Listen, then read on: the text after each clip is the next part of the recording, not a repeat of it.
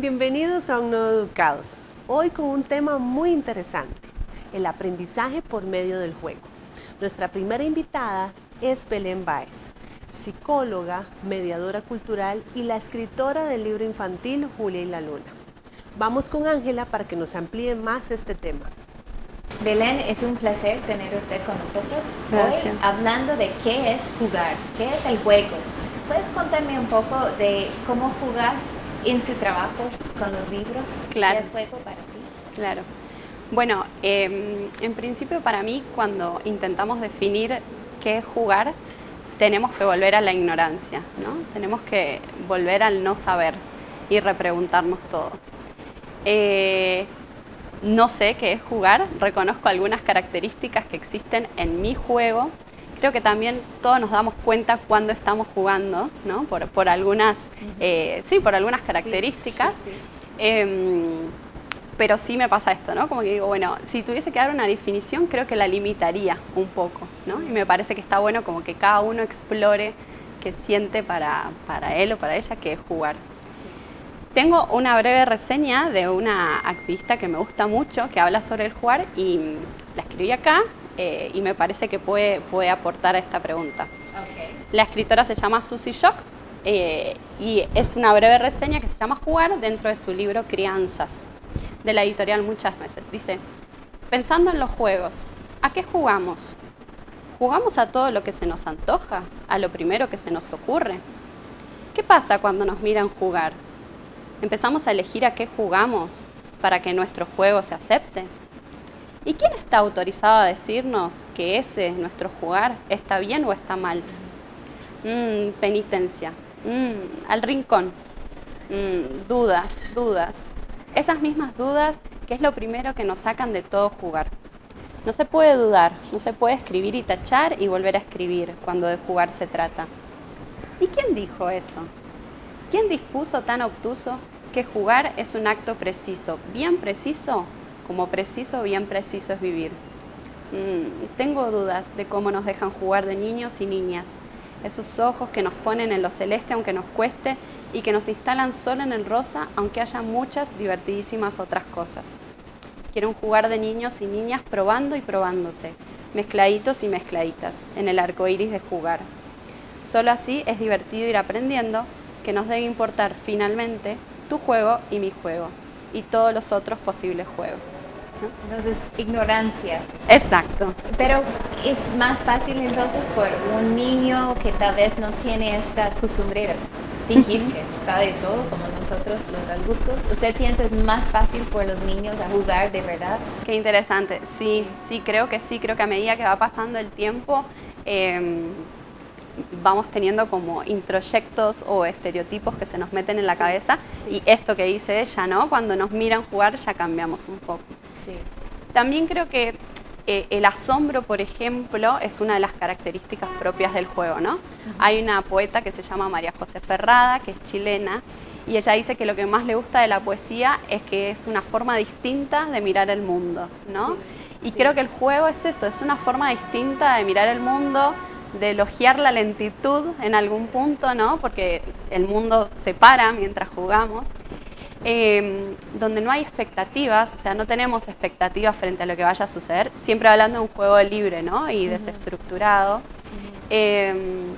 Entonces también es consciente porque estamos haciendo esa actividad y ojalá no estamos haciendo otra, ¿no? Pero cuando es un juego auténtico nos quedamos ahí jugando y no estamos como pensando en otras cosas, ¿no? En Educados tenemos como un contexto de teachers, profesores, padres, madres, hijos, amigos. Entonces, ¿usted piensa que el concepto de jugar puede unir nosotros aunque estamos en diferentes generaciones? Total. Y diferentes contextos? Total. Sí. Yo hablo mucho de libros porque me parece que los libros, en mi proyecto cultural, lo que hago es ponerme a jugar con los libros a la hora de curarlos, ¿no? A la hora de elegir qué libros van a formar parte de mi pequeñísima librería, lo que hago es ver si se puede jugar, si uno puede entrar jugando ahí, ¿no? Y hay una escritora que se llamaba Liliana Bodoc y ella decía que los mejores libros son los que se ríen de los grupos etarios, ¿no? Donde no hay diferenciación de edad. Y me parece que tiene que ver con esto, ¿no? El juego también es ese que se ríe. Nos podemos jugar desde que somos adultos muy, muy mayores hasta los bebecitos cuando juegan con sus manos, que se las empiezan a reconocer y miran las manos. Cuando nosotros les empezamos a dar de comer y fingimos que, por ejemplo, la cuchara es un avión o bueno, que el momento de la alimentación empieza a ser de alguna manera juego simbólico, ¿no? Entonces sí, claro. Yo creo que si regresamos al concepto de jugar, uno necesita llegar con una inocencia o ignorancia, que el juego entre diferentes generaciones abre una potencia de un niño tal vez no vea el mundo como un anciano, o un adulto tal vez no vea el mundo como alguien que está apenas aprendiendo de caminar, ¿verdad? Exacto. Entonces uno está cambiando su perspectiva simplemente de ver el mundo con los ojos de otra persona. Exactamente, sí. Usted es madre, ¿verdad? Y usted es psicóloga y también es mediadora cultural. Cuéntanos un poco de su trabajo con los libros y cómo entra el espíritu de jugar con el libro, porque tengo alumnos que piensan que el libro es un poco de escuela, clases, tareas, notas, y no vean en el libro tanto juego. Entonces, ¿qué ves? Bueno, yo me siento muy identificada porque yo era igual. A mí, yo en la escuela era un desastre, de las típicas que le pedía a mis amigas que me cuenten, ay, contame rápido el libro porque no lo leí para la clase. Sí, y mañana necesito escribir algo. Sí, o esa misma mañana. Sí. Y cuando empecé la universidad, yo estudié psicología, me di cuenta que era una come libros, que me encantaba leer y que me convocaba un montón. Entonces ahí empecé a entender como qué es lo que me estaba pasando. Leía mucho más de lo que nos daban para leer, ¿no? Sí. De asignatura. Y con el tiempo me fui dando cuenta de esto. Bueno, estudié psicología, ejercí como psicóloga un tiempo, pero siempre sentí que lo había estudiado más por vocación. Gusto. Exacto, sí, por gusto, Le gustó, por interés. sí. Exacto, sí. Y después, cuando quedé embarazada de mi hija mayor, tuve que hacer mucho reposo y yo hacía taller literario. Y mi profesora me dijo, ¿por qué no empezás como a capitalizar esto de alguna manera? Y ahí poquito a poquito surgió A la vuelta de la tapa, que tiene estas dos partes. Por un lado, venta de libros, que trato de que sean siempre de editoriales independientes y sobre todo latinoamericanas, como para que conozcamos lo que tenemos. Y por otro lado, me encanta dar talleres. No le llamo capacitaciones porque en verdad me encanta lo horizontal y coparticipativo, ¿no? Y siempre de los talleres me llevo más yo que los participantes. Bueno, yo siento eso, ¿no? Que es muy dinámico.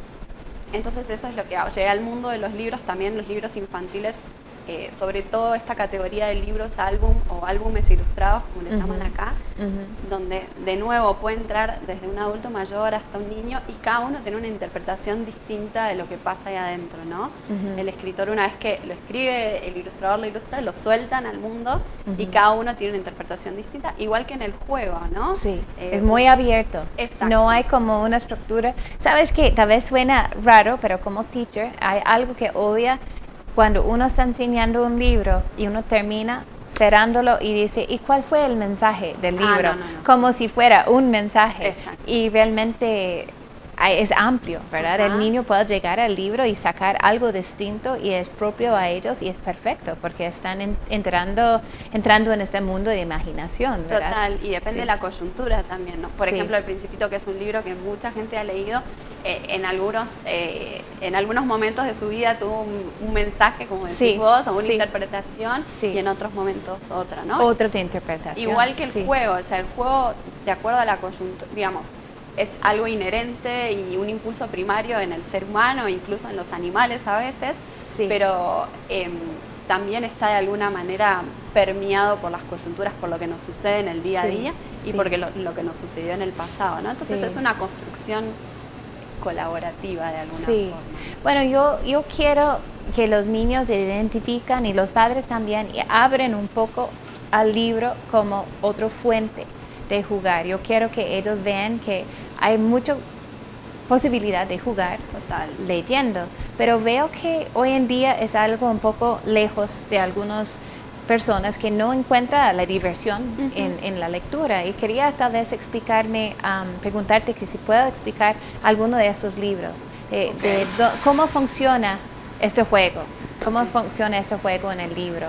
Bueno, en primer lugar, algunas cosas que fui escuchando a lo largo del tiempo en mis formaciones y eso, y que a mí me sirvieron muchísimo, es, por ejemplo, dejar, y lo que trato, una de las funciones principales que trato de llevar a cabo es bajar al libro de su formato expositivo. ¿Esto qué quiere decir? Sacarlo de la biblioteca, ponerlo en donde en el piso, exacto, en el jardín, piso, con los juguetes, en el jardín, en la cama. Exacto, ¿no? Entonces, dejar los libros por la casa es una gran estrategia para saber también que de repente me cansé de jugar y puedo ir a buscar un libro, ¿no? No es algo que le tengo que pedir a la teacher, o mi mamá me tiene que bajar de algún lugar recóndito, mi papá o quien sea. O que necesariamente ocupo de alguien que funcione como mediador, ¿no? Entonces, esa me parece una estrategia buenísima. Y si es para jugar, perdón para interrumpir, pero es para jugar y divertirse. Realmente no es como yo voy a decir a mi hijo, ahora tienes 5 minutos a leer, lea esta. Nada de esto. Tienes los libros por ahí, si lo agarran y quieren leerlo al revés, desde la etapa final hasta no hay reglas, ¿verdad? Exacto. Leerlo, disfrutarlo. Bueno, a mí me pasa mucho que me preguntan por el hábito de lectura, como cómo fomento el hábito de lectura en mis hijos. Y la verdad es que ojalá que no sea un hábito, ¿no? Sí. Ojalá que sea un disfrute. Ojalá que algo que fue por placer durante mucho tiempo, no lo evaluemos tampoco, ¿no? A veces es necesario. Sí. Pero en términos, digamos, cuantificables, ya cuando algo se evalúan ya los chicos como que de alguna manera... cambia la relación con esta actividad. Sí, exactamente. Sí, es cierto. Entonces, sí, lo que me preguntabas es así, ¿no? Como es difícil no poner reglas de alguna manera, ¿no? Pero está buenísimo ver cómo los exploran.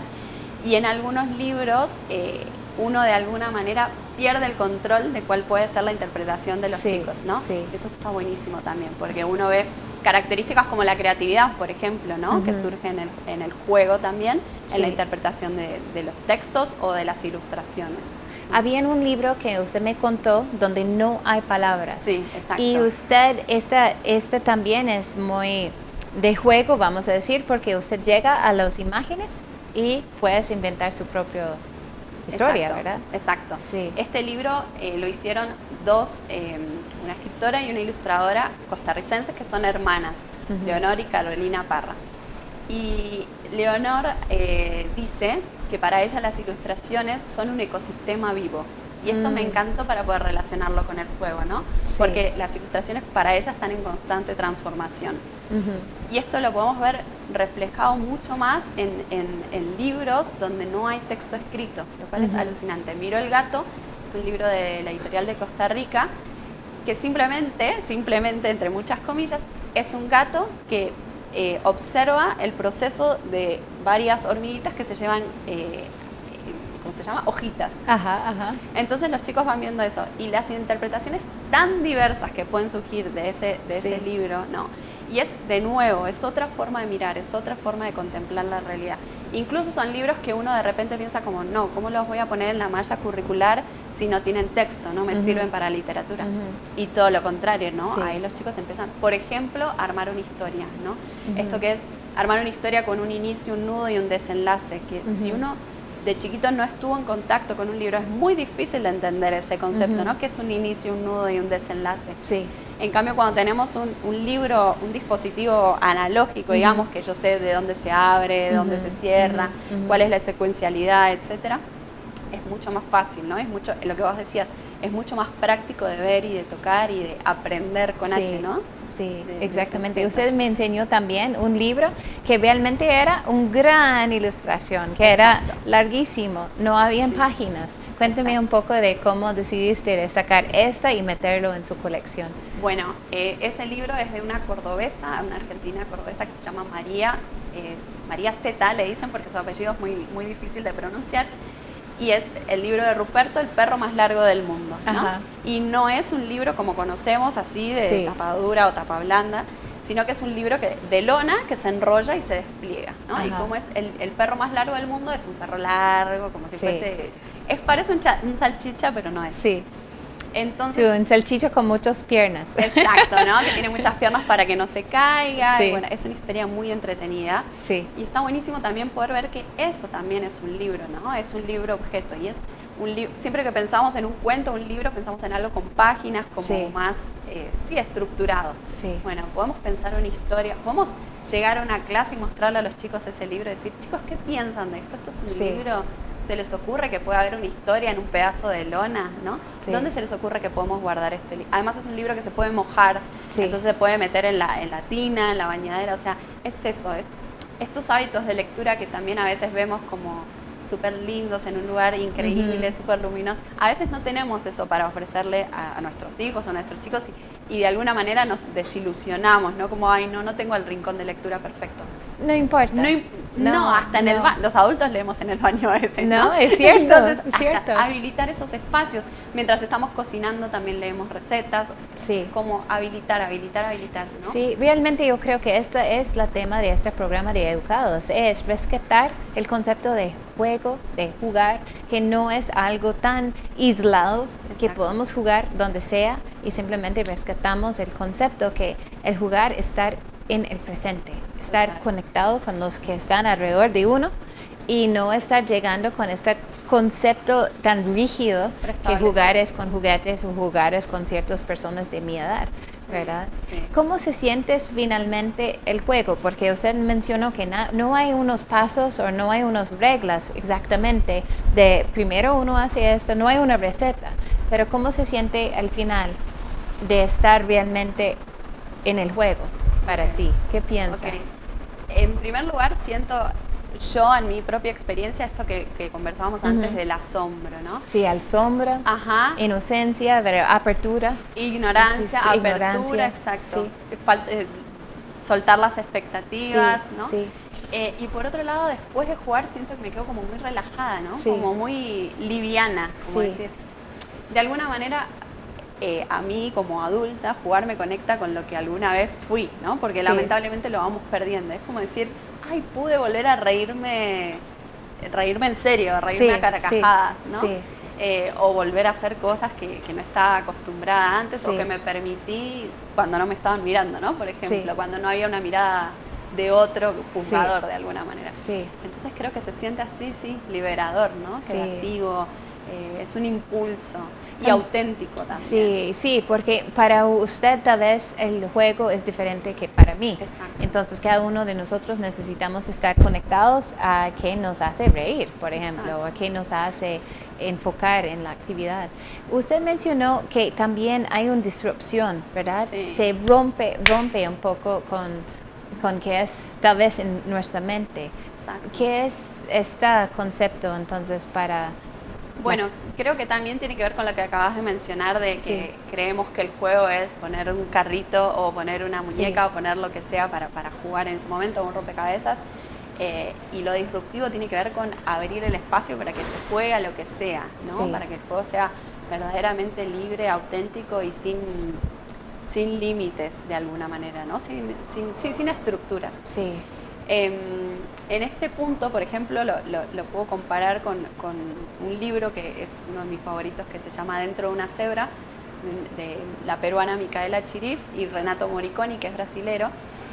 En este libro ellos plantean la vida de un niño que ve todo desde adentro de una cebra, ¿no? Es una historia muy linda y muy sencilla, pero sencilla de rico, ¿no? De Ajá. conectarse, accesible, ahí está, Ujú. no me salía la palabra. Entonces, es un libro que al final uno tiene que tomar una posición en algún punto, ¿no? Porque uno tiene que... Los chicos nunca se quedan con la intriga, siempre empiezan a pensar qué pudo haber sido la cebra, dónde está ese chico, cómo que está metido dentro de una cebra, Ujú. que se lo habrá comido. Bueno, Sí, miles sí. de hipótesis, ¿no? Y los adultos también. Y creo que lo disruptivo tiene que ver con esto, ¿no? Con romper... ¿Puede haber una persona dentro de una cebra, no? Ujú. De nuevo, ¿puede haber un libro adentro de... Sí.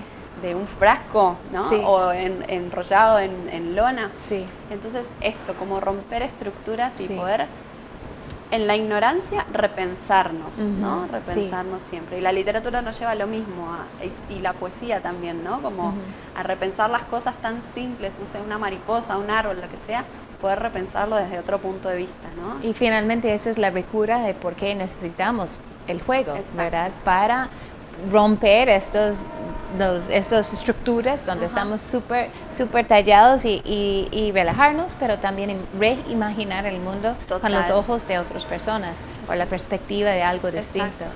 Bueno, Sí. Belén, muchas gracias de estar con Gracias. nosotros. Gracias. Estoy muy feliz que podamos promocionar un poco estos libros y contar otras perspectivas, y que ojalá algunas de nuestras familias están disfrutando también los libros como un foco de jugar, y el juego llega así.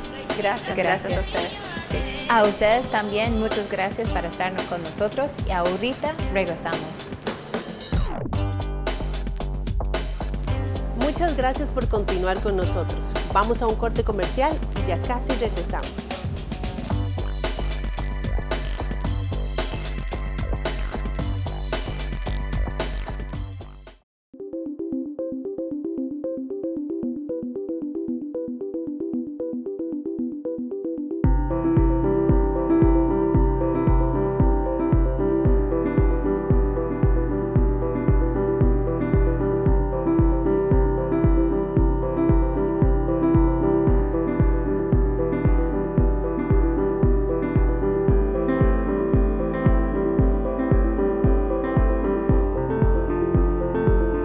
Tree of Life opened in 2008, a joint teacher and parent initiative for a different kind of education that would be based on values, good habits, and life skills. We wanted a school that children wanted to attend, where they would feel safe and happy being the best version of themselves.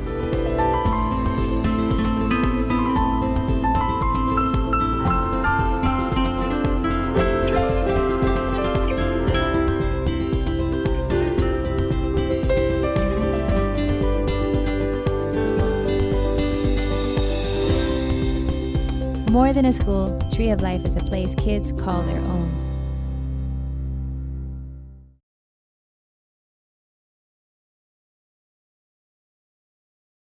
Residence Inn, nuestro patrocinador oficial y la nueva casa del programa Educados. Si quiere conocer más sobre este lugar, visite las redes sociales. El maquillaje y el peinado de hoy, patrocinado por Kaira Jerez Makeup y Fabi Salón. Si quiere conocer más sobre ellas, siga sus redes sociales.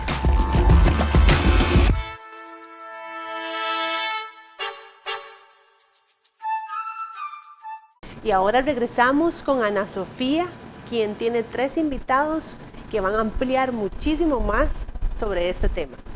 Vamos a ver. Muchas gracias. Hoy tenemos a 3 invitados súper especiales con nosotros, y hoy vamos a hablar acerca del juego y cómo los padres pueden aprender a jugar con sus hijos sin morir en el intento. Estamos con Cristian, Milena Presente. y Andrés. Hola.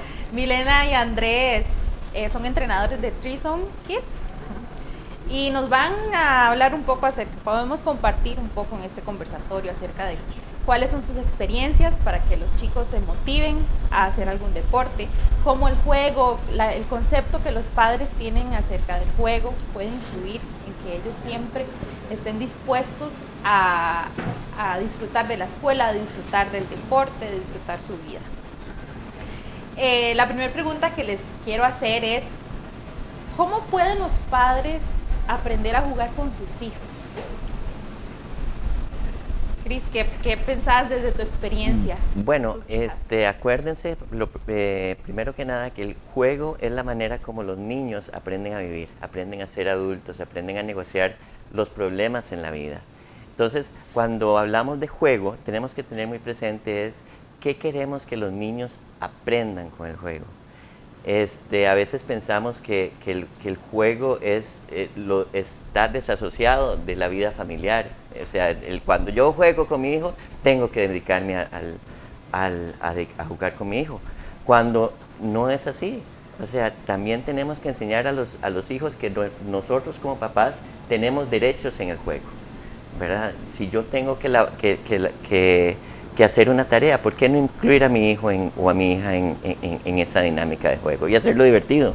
Si tenemos que cenar, podemos hacerlo en una manera jovial, en una manera juguetona, en donde la comida es parte del juego. No estoy diciendo que tiremos comida, sino que es parte, podemos buscar maneras de complementar todas estas actividades como actividades de juego.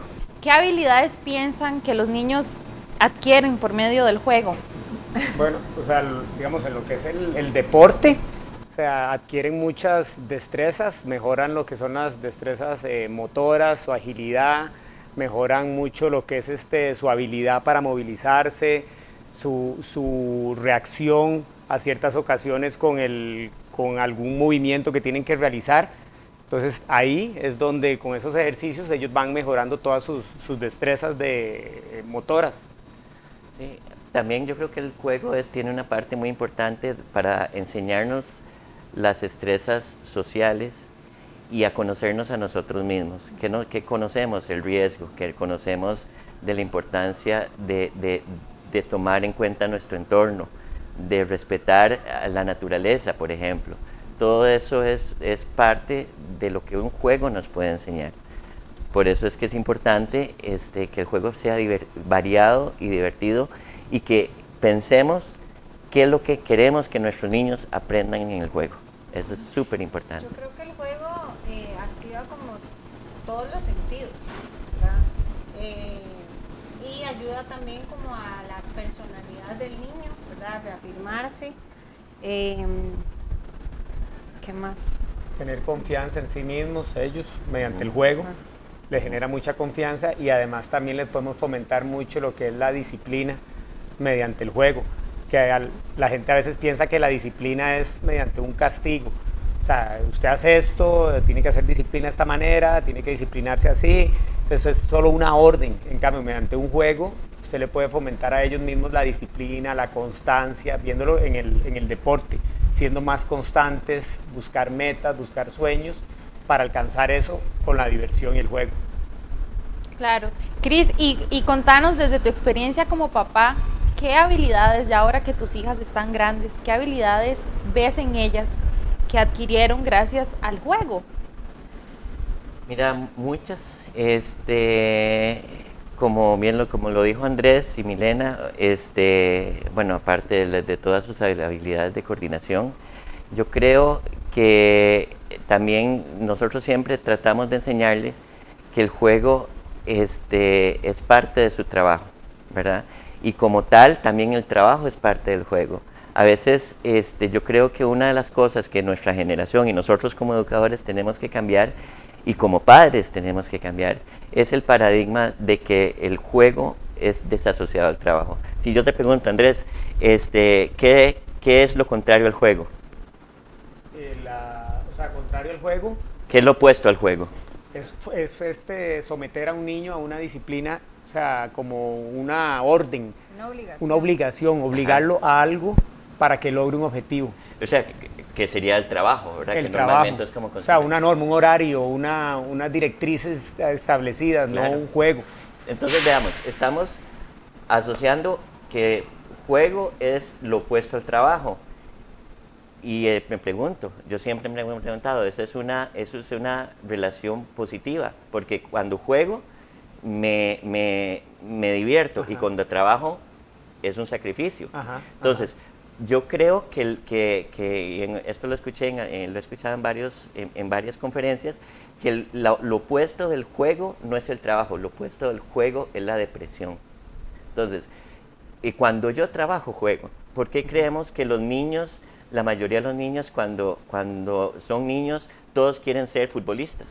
Porque ellos se divierten con el fútbol y entonces quieren trabajar en fútbol. ¿Por qué las niñas generalmente quieren ser, muchas de ellas quieren trabajar en cosas de moda, en cosas porque siempre les damos muñecas? ¿Verdad? Entonces correcto. Ellas se acostumbran, bueno, Daisy, esto es lo que disfruto, esto es lo que me apasiona, entonces tengo que trabajar en algo así. Entonces yo creo que como padres tenemos que concentrarnos en que el juego es como ellos van a ver el mundo. Entonces que tenemos que cambiar ese paradigma de que trabajo está no es congruente con el juego. El trabajo es juego. Sí, por eso digamos, el lema de nosotros de Trison Kids siempre ha sido practiquemos deporte divirtiéndonos. Y ese Excelente. lema yo lo llevo Buenísimo. hasta los grandes. Desde los más chiquititos lo llevo hasta los grandes y lo aplico yo, que es practiquemos deporte divirtiéndonos. ¿Por qué? Porque en un futuro, si nosotros ponemos a los niños en una disciplina muy estricta, en practique fútbol, en que vaya a correr, en que vaya a nadar, tiene que hacerlo, estos son los horarios, vaya, cumpla, el niño se va a saturar y resulta ya después una persona adulta o joven en que va a detestar el ejercicio. Claro. Mientras que con la diversión, nadar, jugar con los niños, brincar, correr disimuladamente con juegos o andar en bici con juegos, están haciendo el ejercicio y eso les va a quedar a futuro y no se van a saturar.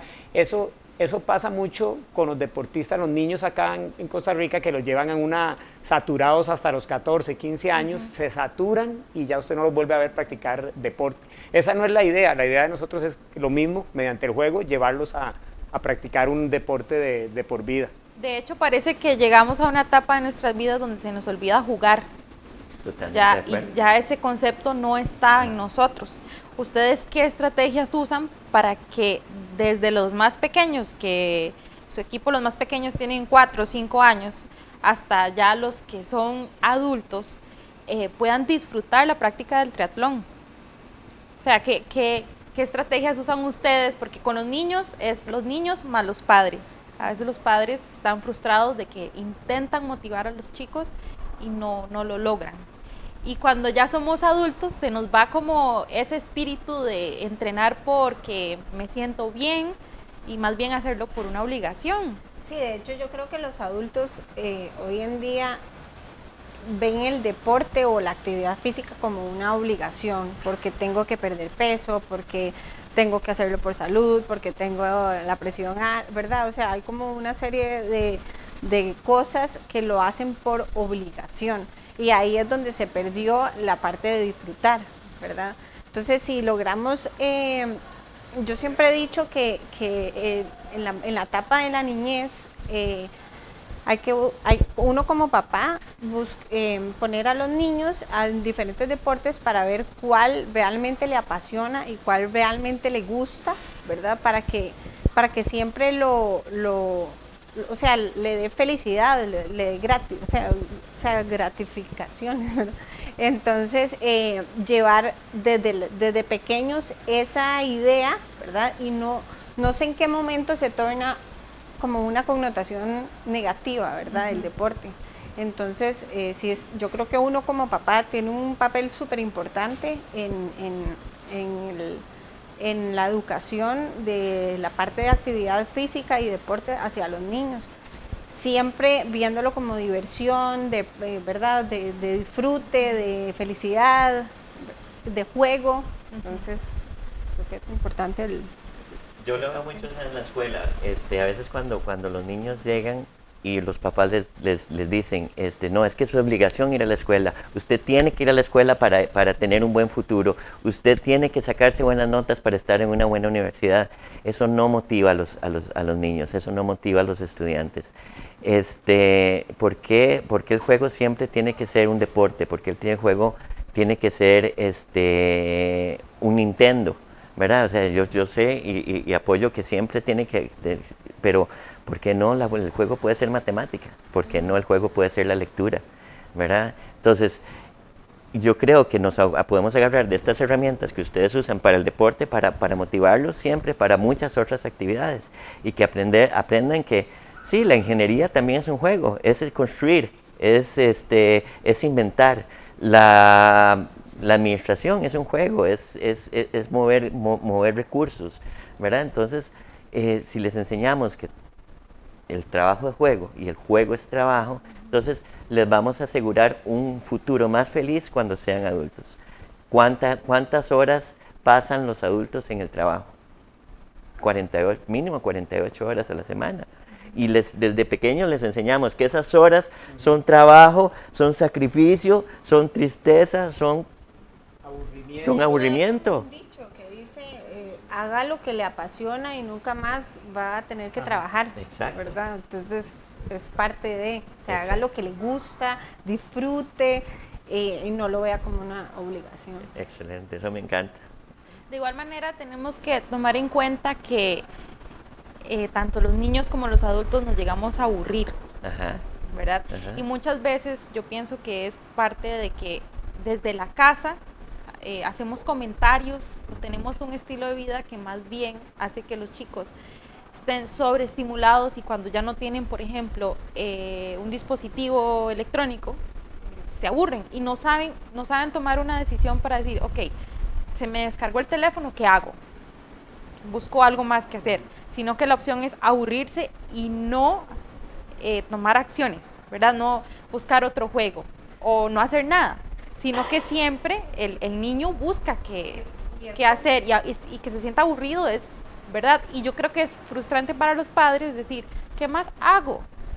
Sí, pero también es complicado porque, digamos, hoy en día todo es electrónico, se trabaja todo virtual, todo, ¿verdad? Entonces uno pasa pegado al teléfono y está trabajando. Entonces el ejemplo que les estás dando a los niños es estar pegado a una máquina.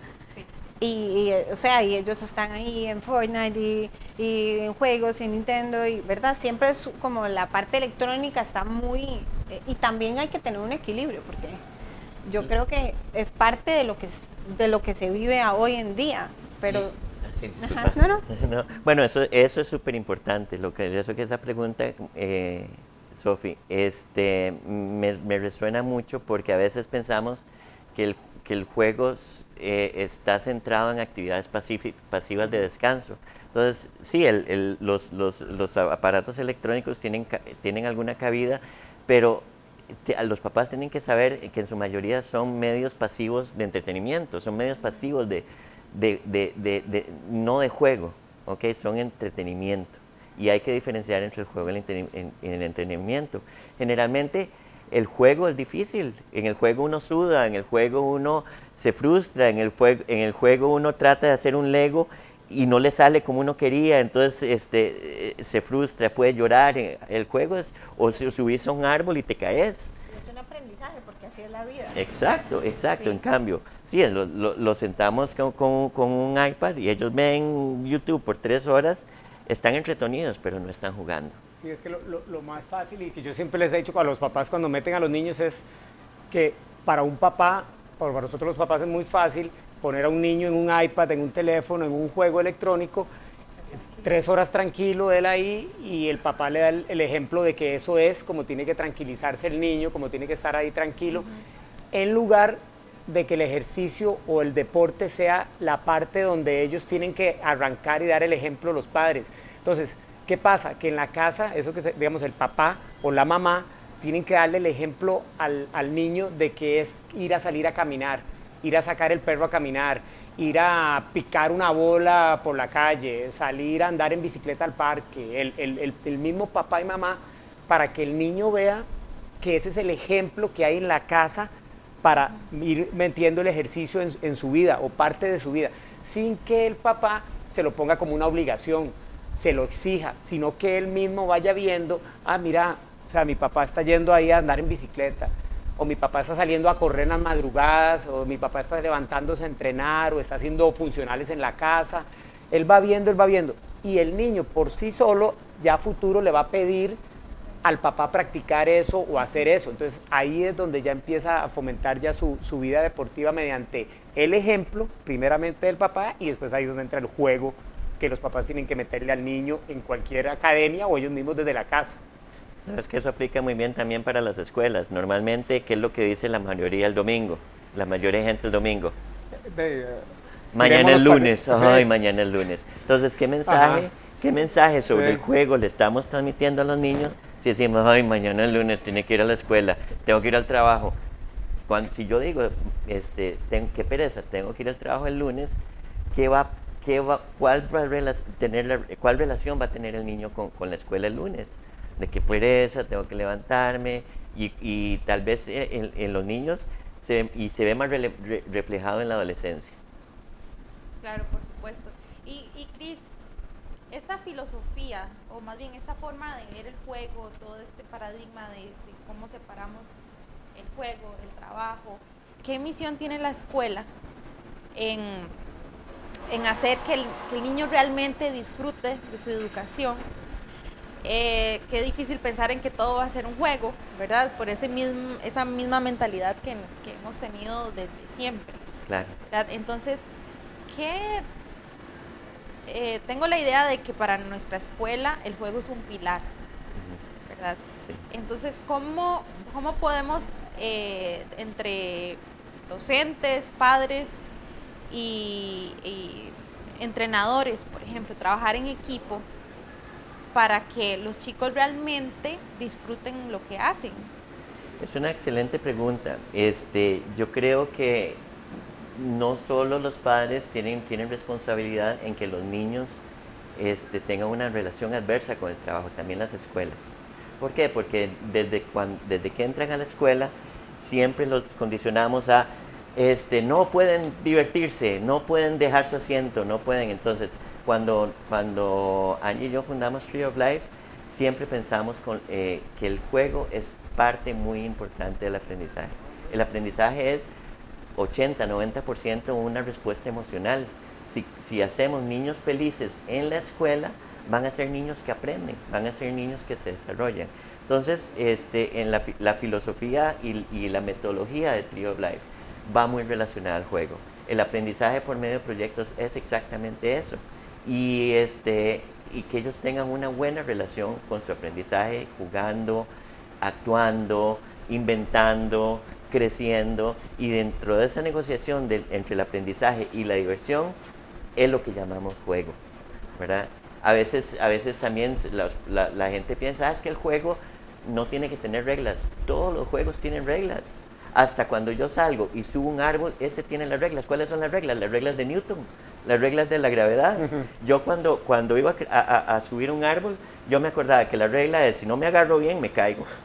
Si me subo en un palo de jocote, los palos de jocote son más frágiles que los palos de mango, entonces mejor no me subo en un palo de jocote. O los mejores palos para subir son los de guayaba porque la madera es más fuerte. Todas esas son reglas. Entonces, a veces pensamos que como papás, no, es que tenemos que no ponerle reglas.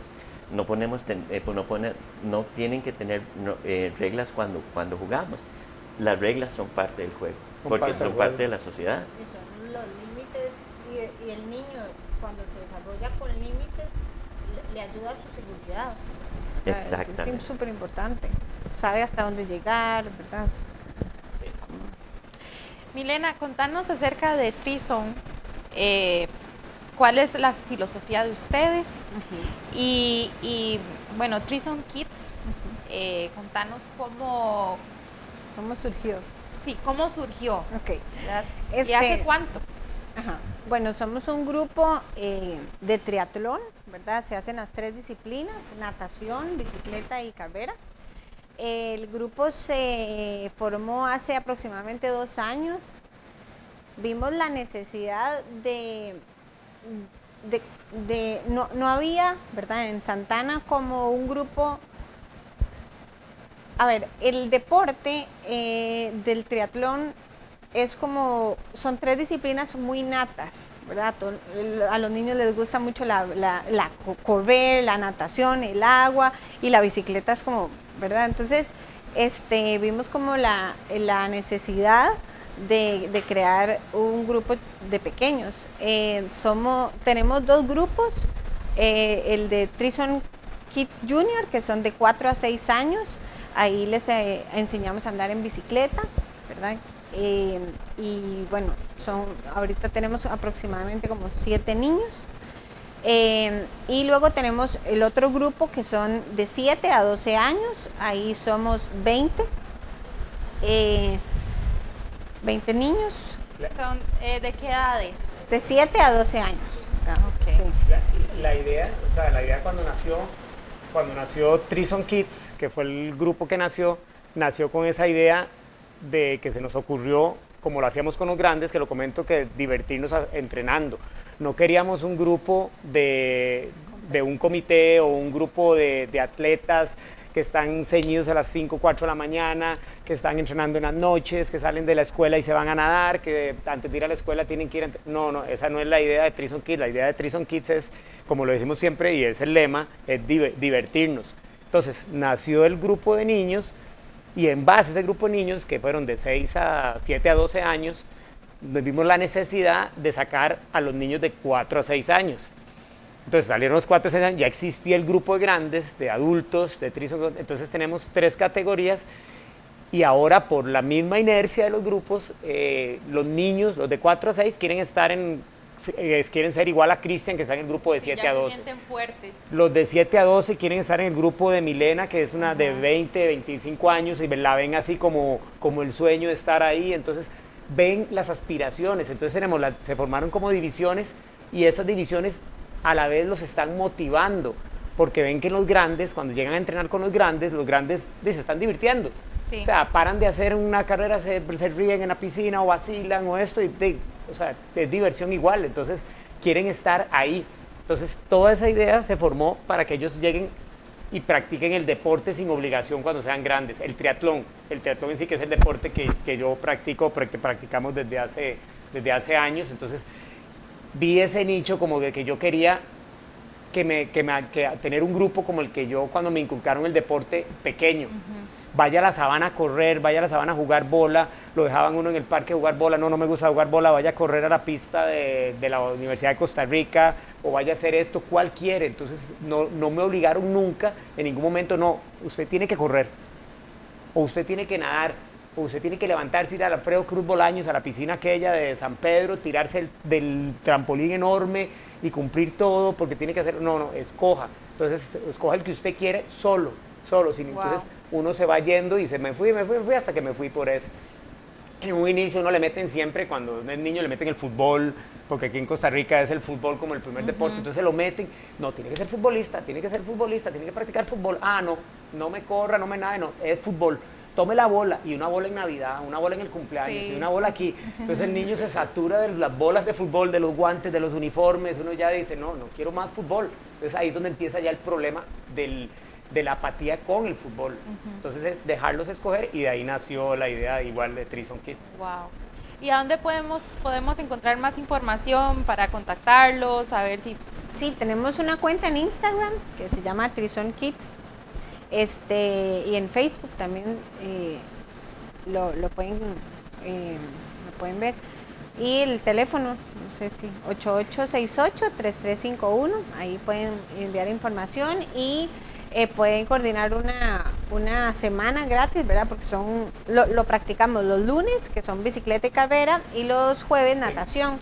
Entonces damos como esa semana de prueba, ¿verdad? Gratis, para que los niños puedan practicar las 3 disciplinas y ver si Se practica en Santana, las sedes en Santana, y se hace lo que es natación en la piscina Kroll en Escazú, y lo que es los jueves, y lo que es los lunes en Ford, que es unas canchas sintéticas ahí por Ceviche del Rey en Santana, que es seguro, o sea, no hay ningún problema, se caen, o sea, es zacate del artificial, ahí andan en bicicleta, entonces no hay ningún problema de carros, de nada. Muchísimas gracias por estar aquí con nosotros, por compartir todo el proceso que han llevado con Threesome Kids, que ha sido bastante interesante. Y gracias, Cris, también. Gracias por invitarnos. No, un placer.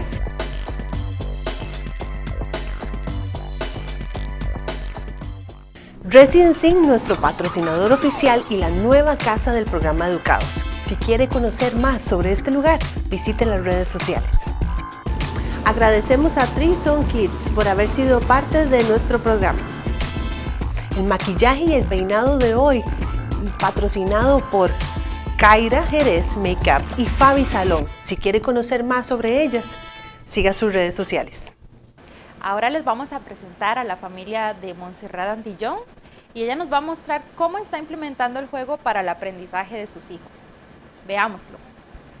Bueno, muchísimas gracias a Ana Sofía, y estamos aquí con Montserrat Antillón, y Montserrat es mamá de Tolis y nos va a contar, bueno, queremos que nos cuente cómo ella maneja ese aprendizaje con 3 chicos y los 3 varones. Contanos, Monse. Bueno, aprendiendo a ser mamá, la verdad, bateando y investigando un poco, leyendo, he estado aprendiendo que todos aprendemos diferente. Y los hombres a veces tienen muy marcadas fortalezas, y esas fortalezas a veces van un poco en contraste con la academia tradicional o los métodos de sentarse quieto muchas horas. Entonces bateando, como digo, inventando, empezamos a darnos cuenta cuando algo les estaba costando y tratar de ver cómo complementábamos eso con diversión. Y empezó con mate, porque yo amo matemáticas, pero a veces no es la norma. Entonces queríamos enseñarles a ellos que las matemáticas eran súper chivas, que tenían todo que ver con nuestros juegos, y empezamos a inventarnos durante la pandemia muchos juegos que tuvieran que ver con matemáticas. Entonces así fue como empezamos, honestamente. ¿Y cómo lo aplicas? Bueno, ahora que decir matemáticas, ¿cómo lo aplicas con las otras materias? Con español, con inglés, con ciencias. Bueno, tenemos un hijo en nivel en común, ¿verdad? Entonces, por ejemplo, en preparatoria se tenían que aprender ciertas letras y tenían que diferenciar entre la mayúscula de esa letra y la minúscula de esas letras. Entonces, nosotros los fines de semana vivimos en la playa. Entonces me llevé a mi hijo menor, que se llama Matías, y agarramos en la arena y dibujamos unos círculos grandes, grandes, grandes, grandes, y adentro del círculo pusimos la letra, primero mayúscula y después en minúscula. Entonces él tenía que brincar de un círculo a otro, y cada vez que cayera en ese círculo, casi como una rayuela, cada vez que cayera en ese círculo tenía que decir una letra que empezara, una palabra que empezara con esa letra en mayúscula. Entonces nombres: Ela, que es la mejor amiga, M, Morales, y ahí iba brincando de una a otra, primero con las mayúsculas y después lo hicimos con las minúsculas, y después lo hacíamos con tiempo. Entonces corra y encuentre la letra. Entonces siempre están jugando y además les encanta competir. Entonces el poder implementar los juegos con competencia, entonces digamos con los dos mayores era cuando se estaban aprendiendo los días de la semana, que además son difíciles de escribir, ¿verdad? En inglés. Entonces los poníamos a escribir todos los días de la semana, parábamos el cronómetro, veíamos cuáles tenían bien, volvía a empezar el cronómetro, podían corregir, y además ellos después competían entre el tiempo que hicieron hoy y el tiempo que hicieron después. A mí no me gusta tanto que compitan entre ellos, pero es inevitable y ayuda a que se involucren más en el juego. Entonces, muchos de los juegos son de matemáticas, pero lo hemos usado montones con spelling y con language, y así es como lo hacemos. Y ha funcionado súper bien. Funcionado súper bien. Monse, ¿qué consejo o qué sugerencias le darías a otras mamás que quisieran implementar el juego en el aprendizaje de sus hijos? Yo creo que nadie conoce mejor a nuestros hijos que nosotros.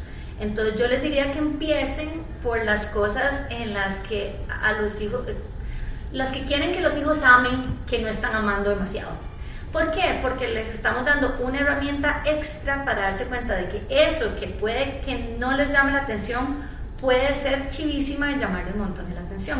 Entonces yo diría que usemos los juegos empezando por las debilidades de ellos. Nuestro hijo del medio le gusta mucho leer, pero después escribe tan rápido que le cuesta spelling. Entonces siempre que estudiamos por spelling tiene que ser pizarra, magnets, escribir la palabra en magnets, después por detrás dibujar en la pizarra lo que está escribiendo, después hacer una oración, después escribirlo en tiza en el piso, y yo creo que ellos mismos van a ir diciéndonos qué funciona y qué no funciona, ¿verdad? Y 1000 cosas no funcionan. O sea, son más las que no funcionan que las que sí. Y lo que hoy funciona, mañana ya no dejó de funcionar, pero por lo menos estamos jugando. Y eso ayuda a que vayan agarrando amor por las materias. Claro. ¿Y vos crees que en esta nueva aventura de estudiar por medio de proyectos ha sido muchísimo más amigable para los chicos el aprendizaje? Sí, definitivamente. Bueno, han tenido que aprender nuevas maneras de organizarse, que también tiene que ver con sus fortalezas y debilidades.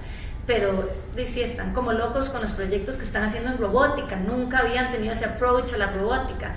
Y ellos saben, entonces vienen a la casa y después tratan de hacer sus propias creaciones. En nuestra casa siempre hay cartón, entonces aquí el cartón es materia prima. Entonces es verlos sofisticándose con sus creaciones de cartón. Entonces es un súper complemento y los hace planear. A ver, esto no siempre es bueno para la mamá, pero proyectos más complejos, más de largo plazo, más desordenados, y ahí vamos. Pero sí, ha sido muy, muy chiva para ellos. Súper, súper. La última cosa que me gustaría preguntarte, ¿invitarías a otras mamás o a otras familias a que practicaran esto? Definitivamente, y que me cuenten para ver qué sirve, porque de a uno se le caen las ideas. Sí, muy importante. Siempre creemos como mamás que tal vez hay que llevar un curso o aprender esto, y no. Bueno, nosotros leemos mucho, veo cosas que me gustan en Instagram, las adaptamos. Honestamente nosotros no aplicamos las que son de demasiada preparación o demasiado clean-up, porque hay mucha ansiedad en el proceso y porque después todo lo bonito que aprendieron jugando pasan 3 horas haciendo clean-up. Entonces tratamos de quedarnos sencillo, y pintamos todo el garaje y todo el área común, después se lo lleva la lluvia, ¿verdad? Con la tiza. Entonces lo que yo diría es, no crean que tiene que ser súper complejo, que ahora que hemos tenido chicos en la casa tanto tiempo, complejo asusta. Empiecen por lo más sencillo y dejen que ellos lo vayan elaborando inclusive. Y no importa si ya se salieron de matemática y terminan jugando otra cosa. Lo importante es que vayan creciendo en eso, por lo menos esa es mi opinión. Bueno, Montserrat, contanos, ¿y cómo llegaste a este punto de decir, no, definitivamente tengo que combinar el juego con el estudio? Cuando me tocó a mí ayudarles a aprender, entonces me di cuenta que tal vez lo que funcionaba para mí cuando yo era chiquitita, era súper nerda, me iba súper bien en la escuela, no funcionaba igual, y la diferencia quizás era que yo era mujer y ahora estaba criando 3 hombres. Entonces me puse a investigar del tema. Uno de los libros que más me sirvió es sobre crianza de hombres y se llama Wild Things, y sí, todo lo que escriben, por supuesto, ¿verdad? Estoy creando 3 chiquitos con muchísima actividad, con muchísima creatividad, que no necesariamente se quieren quedar sentados quieticos. Entonces cuando tratamos de poner esos 3 chiquitos delante de una computadora y se paran de cabeza y las patas es lo que se ve en la pantalla, entonces me di cuenta que teníamos que empezar a ver otras maneras de reforzar lo que no estaban aprendiendo solo sentados y quietos. Entonces una fortaleza de las características de la personalidad de ellos se podía convertir en un obstáculo si nada más tratábamos de encasillarlos en el tipo de educación con la que yo crecí, ¿verdad? Entonces así fue como llegué a eso, y el resto experimentando, preguntando, viendo recursos en internet. Hay recursos lindísimos de mamás con un montón de experiencia en diferentes técnicas, y ahí vamos aprendiendo, jugando, y algunas cosas nos sirven. Y entonces incentivarías a otras mamás a que inclusive busquen herramientas. Sí, a ver, a mí me encanta leer, entonces mi esposo y yo tanto leemos como escuchamos libros que nos dan muchas ideas. Pinterest todo se ve perfecto y la vida no es Pinterest y no es perfecta, pero hay bonitas imágenes. Yo he aprendido muchísimo siguiendo cuentas en Instagram, ese es mi primer y principal recurso, porque lo de Pinterest uno se frustra de que no me quede igual. En cambio en Instagram hay muchos recursos de mamás haciendo las cosas con sus hijos. Una cuenta que me encanta porque es de un papá que tiene 2 hijos varones, se llama The Dad Lab, ¿verdad? Laboratorio Papá, me encanta, y los experimentos de él suelen ser súper sencillos, muy poca preparación, rápidos, y nos encantan. Lo que yo hago es que yo veo los videos y los recursos, no me gusta que mis hijos estén delante de las pantallas, pero yo veo los recursos, decido qué funciona y no les pongo el video, sino que lo tratamos de inventar nosotros. Una vez tratamos de inflar un globo para que volara como un globo de helio y no funcionó, pero disfrutamos montones, tratamos con todo tipo de materiales hasta que ya recomendaban unas cosas que eran peligrosas y no llegamos ahí. Pero no sé cuántas bombas estallamos y cuánta bicarbonato volamos.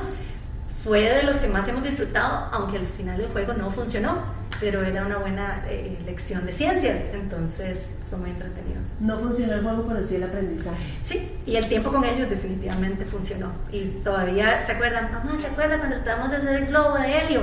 ¿Cuándo volvemos a tratar? Y yo, pendiente. Montserrat, y muchísimas gracias por habernos dejado entrar a tu casa y aprender tantas cosas tan bonitas que estás haciendo con los chicos. También muchas gracias por venir y muchas gracias porque yo aprendo mucho de ustedes y espero que ahora que los papás se pongan ahí a comentar pueda aprender nuevos tips, me encantaría.